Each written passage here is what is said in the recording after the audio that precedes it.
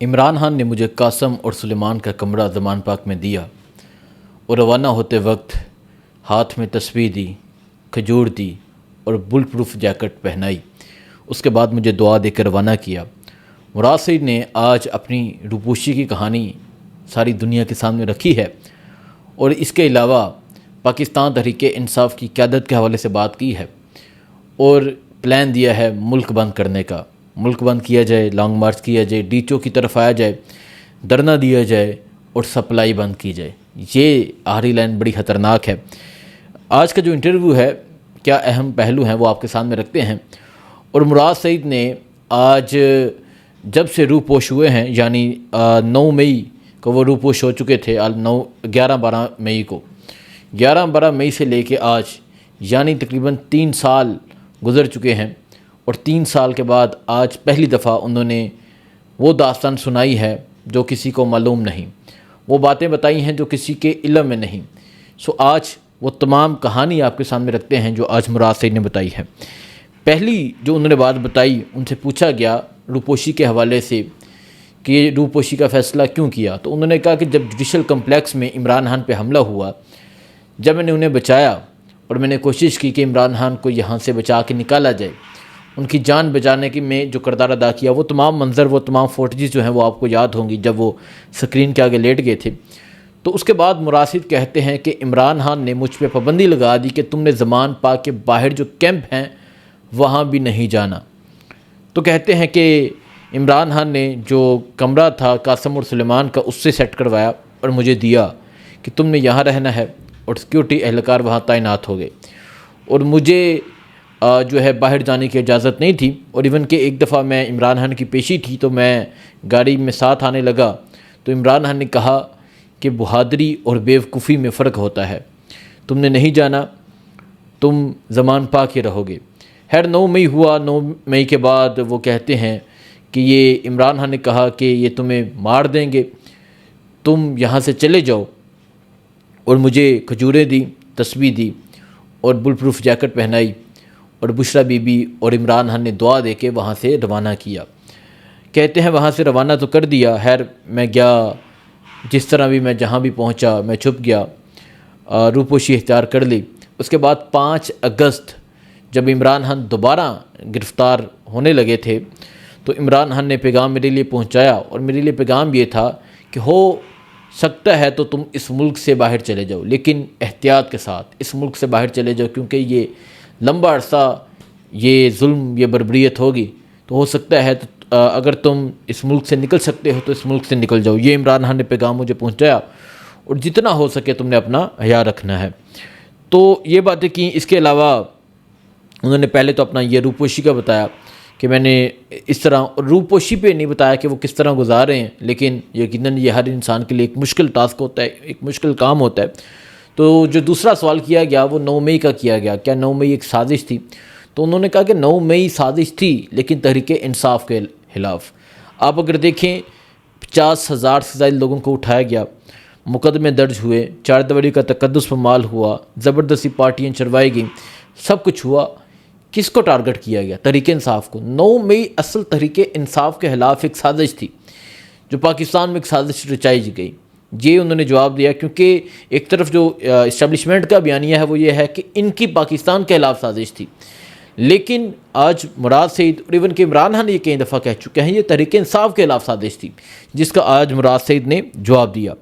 اور جو تیسری انہوں نے بات کی وہ خیبر پختونخوا دہشت گردی کے حوالے سے کی۔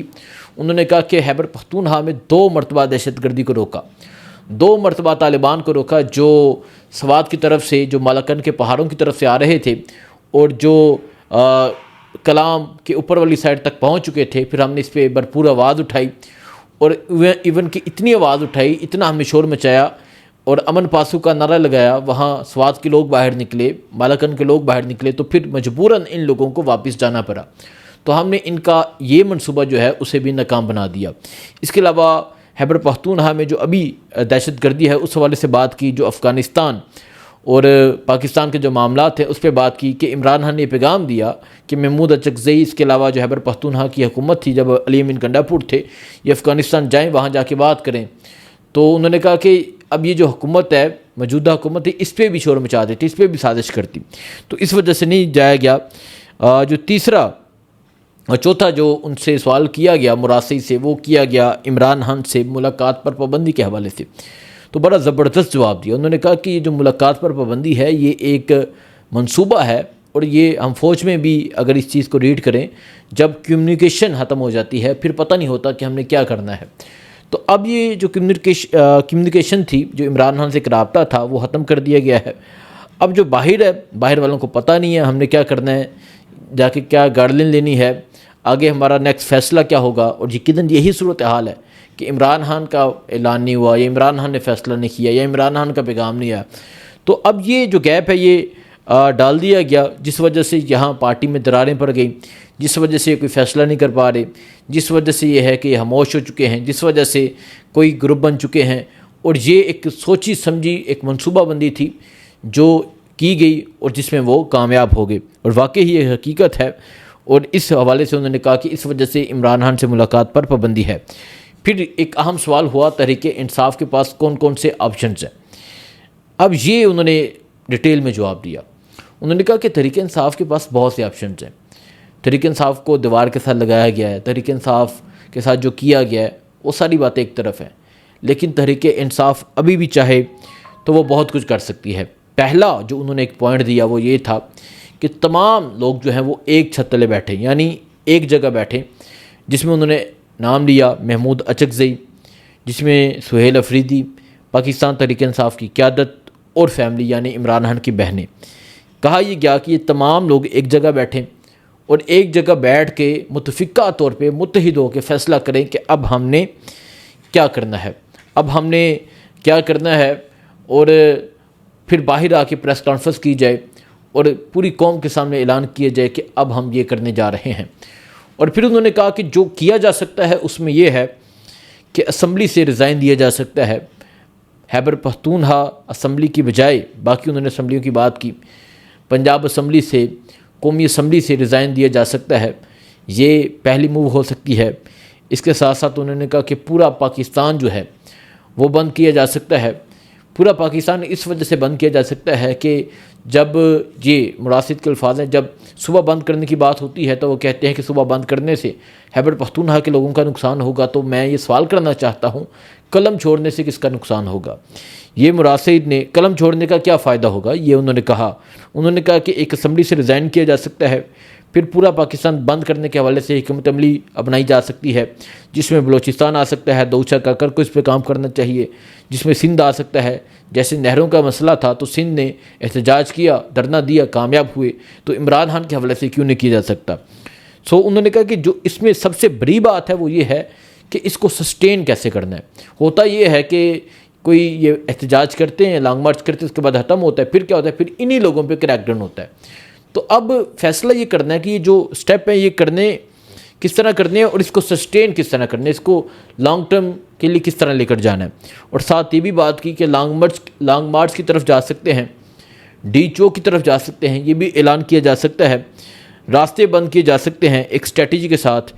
تو یہ تمام پوائنٹس ہیں جو انہوں نے رکھے ہیں، جو تحریک انصاف کے پاس ابھی آپشنز باقی ہیں۔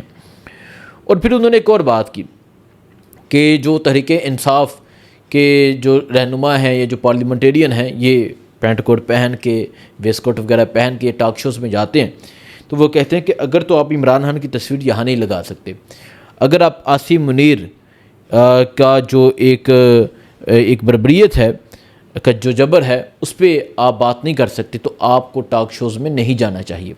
آپ اگر جاتے ہیں کوئی موٹیو لے کے جایا کریں، بجائے اس کے کہ آپ وہاں جا کے اس پہ بات کریں، آپ خود کو ڈیفینڈ کر رہے ہوتے ہیں۔ تو یہ بات کی، اور ایک اور بات کی، انہوں نے کہا کہ جو ایک اہم پوائنٹ تھا وہ یہ ہے کہ ایک چھت تلے بیٹھ جائیں، ایک چھت تلے بیٹھ جائیں اور فیصلہ کر لیں۔ اور ایک اور بات سپلائی بند کرنے کی گئی، اور کہا کہ یہ تمام آپشنز ہیں، لیکن یہاں معاملہ کیا ہے، سلیم اللہ سے کلیم اللہ، کلیم اللہ سے سلیم اللہ، اسی پہ بات چل رہی ہے۔ اب پھر ایک سوال ہوا کہ مراد صحیح سے کہ اسمبلیوں میں رہ کر کردار نہیں ادا کیا جا سکتا یا کمیٹیوں میں، تو انہوں نے بڑا زبردست جواب دیا۔ انہوں نے کہا کہ دیکھیں، اسمبلیوں سے پارلیمنٹیرین کو گرفتار کیا جا سکتا ہے، جب وہ دھرنا دیتے ہیں تو باہر سے تالے لگا دیے جاتے ہیں. ٹھیک ہے، انہوں نے کہا کہ اس اسمبلی کی کوئی وقت نہیں ہے، یہاں پارلیمنٹیرین کی کوئی وقت نہیں ہے. 26ویں آئینی ترمیم کے وقت، 27ویں آئینی ترمیم کے وقت کیا ہوتا ہے، پارلیمنٹیرین کی بیٹے بیٹیوں کو اٹھایا جاتا ہے، زبردستی ووٹ دلوا دیا جاتا ہے. تو ان پارلیمنٹیرین کی اب کوئی حیثیت نہیں ہے. اور سب سے جو انہوں نے زبردست بات کی کہ کون سی پارلیمنٹ ہے جس کا وزیر اعظم جعلی ہے، جس کے تمام پارلیمنٹیرین جعلی ہیں. 180 سیٹیں تھیں تحریک انصاف کی، یہ تمام لوگ جعلی ہیں. تو اس پارلیمنٹ میں بیٹھنے کا کیا فائدہ ہے؟ انہوں نے کہا جد و جہد جو ہے وہی واحد رستہ ہے، اور وہی رستہ ہے جو اپنانا چاہیے. اب آخری جو فیصلہ ہے وہ یہ ہے کہ سڑکوں پر آخری فیصلہ ہوگا، اور آخری فیصلہ سڑکوں پر ہوگا کب ہوگا؟ اب یہ تحریک انصاف کو بیٹھ کے فیصلہ کرنا چاہیے. پھر ان سے سوال ہوا کتاب کے حوالے سے، تو انہوں نے کہا کہ کتاب کو لے کے جب میں نے کتاب شائع کی تو انہوں نے کہا کہ انقلاب آ چکا تھا پاکستان میں، بیچ میں مراسد کی کتاب آ گئی. تو میری کتاب کو لے کے بھی اتنا شور مچایا گیا، کوئی پبلش کرنے کو تیار نہیں تھا، کوئی سٹالز میں رکھنے کو تیار نہیں تھا، پھر بھی 25,000 جو بکس ہیں وہ سیل ہو گئی. تو یہ باتیں کی ہیں. اور اس کے علاوہ جو انہوں نے کہا کہ آخری پیغام جو انہوں نے دیا، انہوں نے کہا یہ قیادت اور اراکین کے لیے آخری پیغام یہ ہے.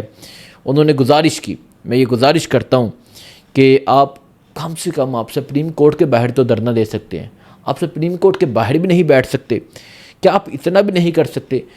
کچھ فٹ پر جو ہے ان کے لاجز ہیں، کچھ آگے تھوڑا سا آگے جائیں تو کے پی ہاؤس ہے، تو آپ پارلیمنٹ آ کے باہر نہیں بیٹھ سکتے؟ اس پہ بات کی. پھر انہوں نے کہا کہ متحد ہو جائیں. 1 مہینہ ہے، 1 مہینے میں آپ ہر ممکن کوشش کر لیں، لانگ مارچ کر لیں، سڑکیں بند کر دیں، یونائٹڈ ہو کے متحد ہو کے فیصلہ کر لیں اور عمران خان کو رہا کروائیں. وہ جیل میں ہے، وہ قید ہے، اس کی اہلیہ قید ہے، اس کی آنکھوں کی بینائی چلی جا چکی ہے. اب نہیں تو کب؟ بس ہو گیا یار، بہت ہو گیا. یہ مراشد کے الفاظ تھے کہ اب کچھ کریں. یہ آج کا ان کا انٹرویو تھا جو انہوں نے دیا، اور یہ اب دیکھتے ہیں تحریک انصاف اس پہ کیا فیصلہ کرتی ہے. دعاؤں میں یاد رکھیں. اللہ حافظ.